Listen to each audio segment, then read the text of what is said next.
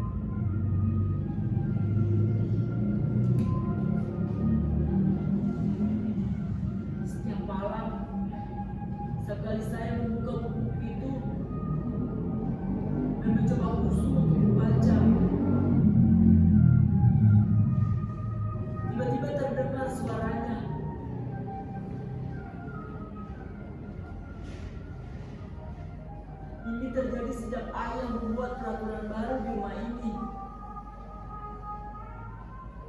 Melarang handphone di malam hari, dan saya harus menyerahkan benda pujian itu pada ayah.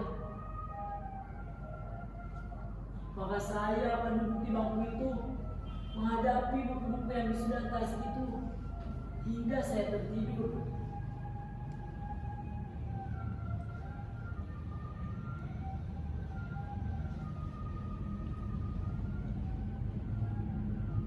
Ayah atau ibu,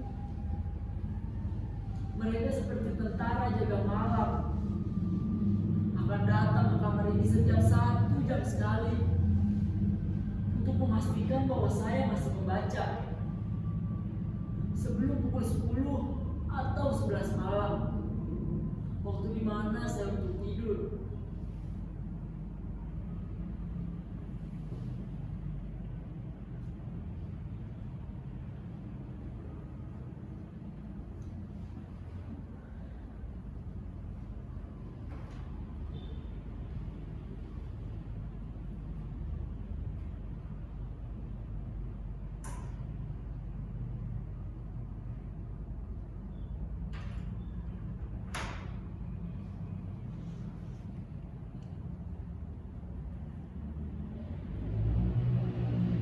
Pintu itu tak boleh saya kunci sebelum jadwal tidur tiba. Dan itu peraturan yang kedua. Sebentar lagi, sekitar 15 atau 20 menit lagi, salah satu di antara mereka akan datang ke kamar ini. Itu artinya saya akan dari bangku itu membaca. Tapi sebelum hal itu terjadi, izinkanlah saya bercerita kepada hadirin, baik yang menyaksikan nasib saya secara langsung maupun melalui Zoom.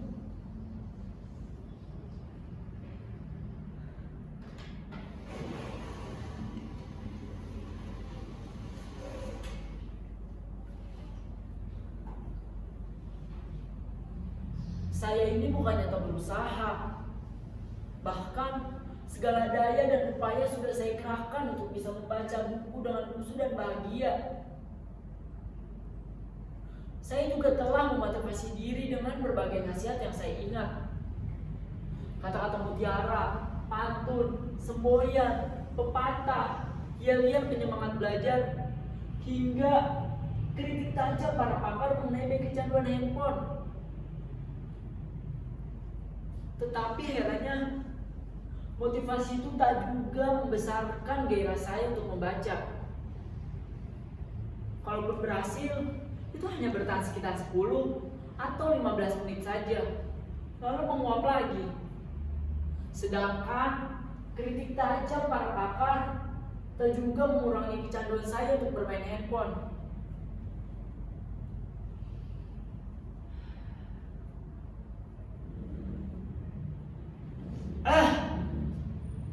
Kalau saja merubah diri bisa seringnya ceramah Maria Teguh, mungkin saya tak akan menderita begini lagi.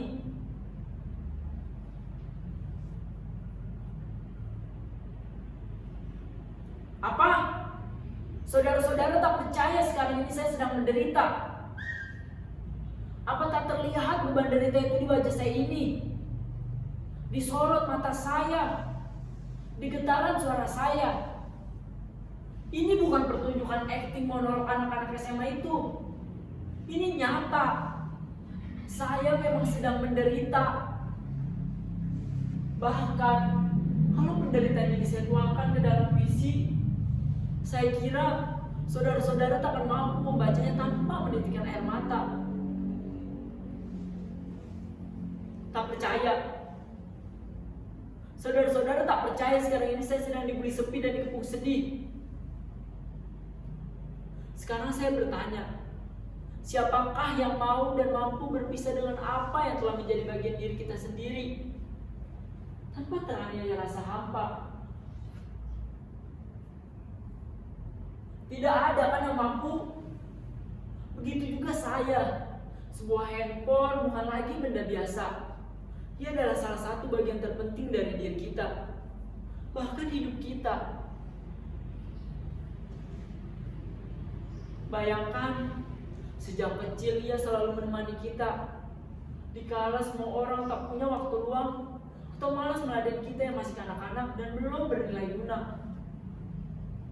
Pagi, siang, sore, bahkan malam, ialah yang selalu ada di sisi kita, tanpa keluhan sedikit pun. Asalkan baterai dan kuotanya cukup, dia selalu akan menemani kita dan menuruti kita kemanapun yang kita inginkan.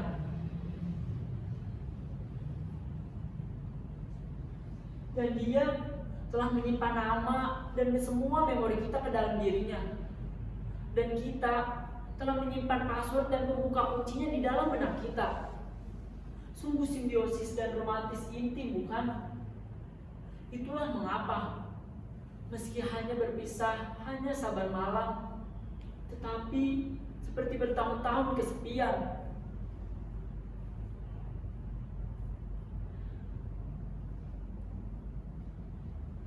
Oh handphoneku, begitu berat dan panjang jalan yang harus kutempuh untuk kembali bersamamu.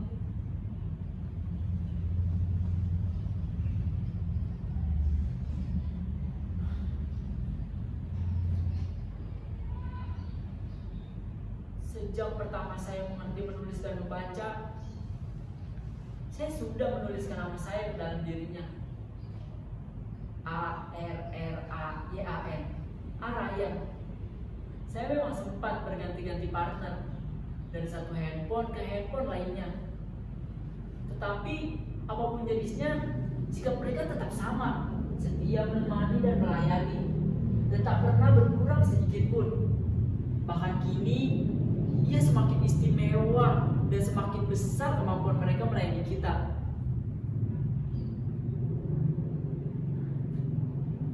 Coba bandingkan kesetiaan kita dan konsistensi mereka dengan diri kita. Berganti partner, berganti pula sikap dan kebiasaannya. Apalagi pergantian pimpinan, bisa semakin bagus atau semakin anjlok mutunya. Maaf, saya agak ngelantur. Maklumlah, orang kalau lagi diterkam sepi dan rindu, suka kemana-mana pikirannya. Jadi bagaimana sekarang? Apa sudah cukup jelas bahwa saya menderita? Saya menderita bukan karena hanya berpisah dengan dirinya saja, tetapi saya menderita karena dihadapkan dengan dua keadaan secara bersamaan.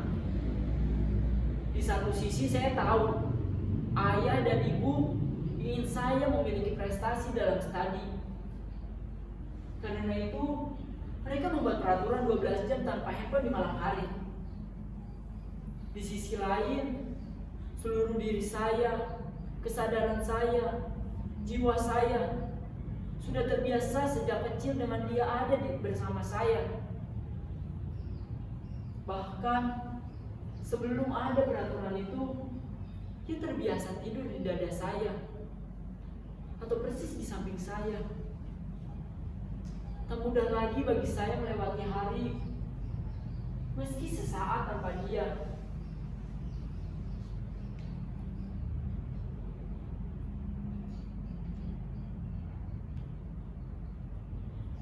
Kadang, kalau saya tak kuasa menahan rindu padanya, saya ambil casingnya, lalu saya letakkan ke dada saya seperti ini.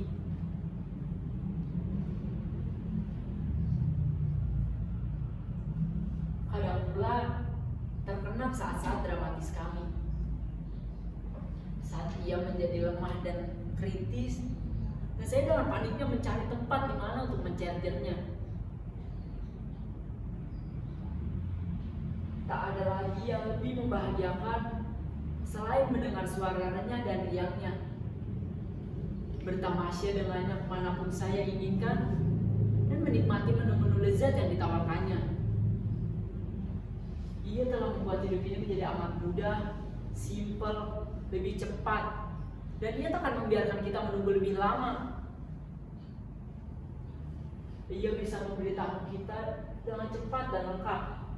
Bahkan kini, ia memiliki banyak sarana yang bisa mensejahterakan kita dengan tempo sesingkat-singkatnya. Jadi, bagaimana bisa saya berlama-lama dengan buku-buku bisu itu? untuk menata masa depan. Itu sangat menghabiskan waktu, pikiran, dan tenaga.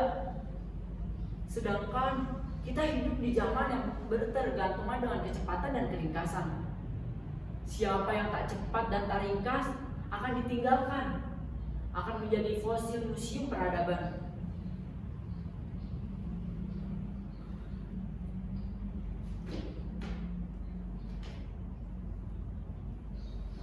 Saya memang sempat ingin berhasil tidak terlalu bergantung pada dirinya, selain untuk hal-hal penting saja. Tetapi saat saya memergoki ayah dan ibu sedang asik duduk dengan handphone masing-masing, saya merasa dikhianati. Sejak saat itu, kemampuan saya untuk menjauh dari handphone menurun. Bahkan kini, ia telah ada di kepala saya, menjadi denyut nadi, dan saya sudah teramat dalam mencintainya.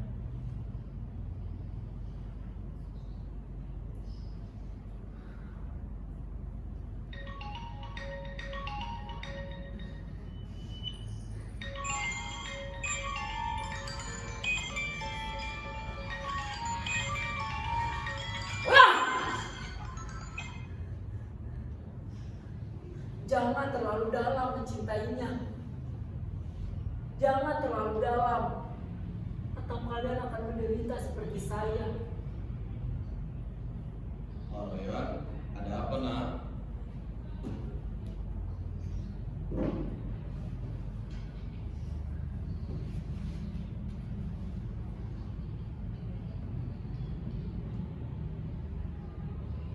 Begitu berat dan panjang jalan yang harus kutempuh, tapi inilah yang harus kulakukan untuk mendapatkan kelahiranku kembali.